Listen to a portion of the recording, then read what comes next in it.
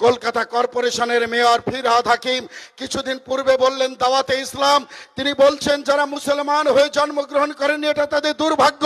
তিনি পাকিস্তানের ISI এজেন্টকে phone করে বলছে আপনি কলকাতায় আসুন, আপনাকে আমি মিনি পাকিস্তান দেখিয়ে দেব। এ কথা তিনি মিথ্যা বলেনি। কলকাতা রাজারহাট, শিয়ালদা, কলকাতায় খিদিরপুর, মমিনপুর, ইকবালপুর, মেটিয়াবুরুজ, পাক সার্কাস, গড়িয়া, ঢাকুরিয়া, বালিগঞ্জ সমস্ত জায়গায় এক একটি মিনি পাকিস্তান তৈরি হয়ে গেছে। তাই আগামী দিনে হিন্দু বাঙালিদের চিন্তা করতে হবে।